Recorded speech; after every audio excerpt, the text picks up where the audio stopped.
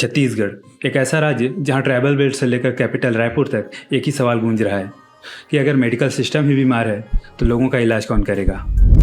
एक स्कैम जिसका साइज 660 करोड़ बताया जा रहा है और इनमें शामिल है वो लोग जिन्हें लोग लाइफ सेवर समझकर भरोसा करते हैं। ये कहानी है Chhattisgarh Medical Services Corporation limited की, यानी CGMSCL की, जहां हेल्थ केयर के नाम पर पैसा तो गया पर हेल्थ नहीं आई। Chhattisgarh Medical Services Corporation Limited यानी CGMSCL एक सरकारी एजेंसी है जिसका काम है हॉस्पिटल्स के लिए मेडिसिन, इक्विपमेंट और टेस्ट किट्स सप्लाई करना। भारत के हर राज्य में ऐसी कॉर्पोरेशन होती है, जैसे यूपी में UPMSCL, और उनका पर्पस होता है सेंट्रलाइज प्रोक्यूरमेंट्स यानी मेडिकल इक्विपमेंट को खरीद कर उसे हॉस्पिटल्स में डिस्ट्रीब्यूट करना ताकि करप्शन कम हो और ना ही किसी फेक मेडिसिन का मिलावट हो। और जब सिस्टम ही करप्ट हो जाए तो सेंट्रलाइज करप्शन भी बढ़ ही जाता है। छत्तीसगढ़ ने हेल्थ केयर इंफ्रास्ट्रक्चर के लिए करोड़ों रुपए अलॉट किए, इक्विपमेंट मॉडर्नाइजेशन के लिए, प्राइमरी हेल्थ सेंटर लैब्स के लिए और डायग्नोस्टिक एक्सपेंशन के लिए। और यही पैसे बाद में बन गए करप्शन और कमीशन के जरिए एक मैसिव घोटाला। इस स्कैम की शुरुआत होती है सिंपल टेंडर से। 2022 में जब CGMSCL ने कुछ रीएजेंट ट्यूब्स, मेडिकल किट्स और लैब इक्विपमेंट के लिए टेंडर निकाला। नॉर्मली ये ट्यूब 8 से 10 रुपए में मिलती है, पर ऑडिट रिपोर्ट यानी बिलिंग सेक्शन में लिखा है कि CGMSCL ने एक ADTA ब्लड सैंपल ट्यूब 2352 रुपए में खरीदा। अब सोचो, एक छोटी सी शीशी जिससे ब्लड सैंपल स्टोर किया जाता है, 8 रुपए की चीज 2300, मतलब 27,000% से ज्यादा इन्फ्लेशन रेट।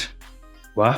और यही नहीं, oxygen flow meter, BP instruments, centrifuges और किट्स सब में ओवर बिलिंग। इस टेंडर प्रोसेस में कुछ प्राइवेट फर्म्स को प्रेफरेंस दी गई, जैसे मोक्षित कॉर्पोरेशन, दुर्ग बेस्ड कंपनी। इन्वेस्टिगेशन में पता चला कि ये फर्म डमी कंपनीज के थ्रू टेंडर लेती थी और कुछ government officials directly profit share कर रहे थे। यहाँ सबसे इंटरेस्टिंग बात यह है कि टेंडर प्रोसेस को लीगल दिखाने के लिए पेपर पर ट्रांसपेरेंसी दिखाई गई, मतलब सब कुछ टेंडरिंग सिस्टम से हुआ। पर बैकएंड में रिक्वायर्ड डॉक्यूमेंट्स और टेक्निकल इवैल्यूएशन मैनिपुलेट किए गए, और जिस प्रोडक्ट की टेक्निकल स्पेसिफिकेशन छोटी कंपनी फुलफिल नहीं कर सकती थी तो उसके लिए स्पेसिफिकेशन ही बदल दी गई।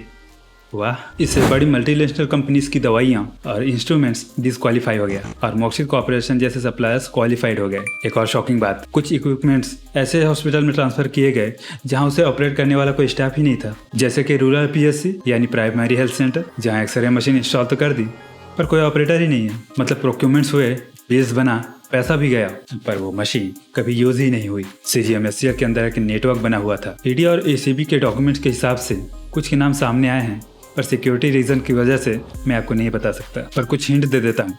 जैसे GM, former joint GM, senior medical officer, logistic head and purchase manager. इन सब पर एलिगेशन है कि इन्होंने टेंडर अलॉटमेंट, वेंडर सिलेक्शन और पेमेंट अप्रूवल में इरेगुलरिटीज की थी। ED के प्रेस रिलीज में लिखा गया है, public money was diverted through the fake billing and front company under the pretext of urgent medical procurement. 2024 में NDTV और बिजनेस स्टैंडर्ड ने जो ऑडिट रिपोर्ट पब्लिश की, उसमें लिखा गया स्टेट ऑडिट ने इक्विपमेंट प्रोक्यूरमेंट में मैसिव लॉस एस्टिमेट किया, अराउंड 660 करोड़ रुपीस, यानी 660 करोड़ का घोटाला। एग्जाम्पल के लिए, एक प्राइमरी हेल्थ सेंटर में 5 सेंट्रीफ्यूग मशीन भेज दी गई, जबकि उनके पास केवल एक ही लैब टेक्नीशियन था। पर दूसरी जगह मेडिकल रिएजेंट तो आए पर स्टोरेज नहीं था तो एक्सपायर हो गया। और तो और एक प्राइमरी हेल्थ सेंटर में एक कोल्ड स्टोरेज तक नहीं था, पर फिर भी ब्लड सैंपल किट भेज दी गई। मतलब सिस्टम में बिना जरूरत के, बिना जानकारी के इक्विपमेंट सप्लाई हो रहा था, क्योंकि सामने वाले को क्या सप्लाई हो रहा है इससे मतलब नहीं है, उसे तो केवल बिल बनाना था। जब ऑडिट रिपोर्ट पब्लिश हुई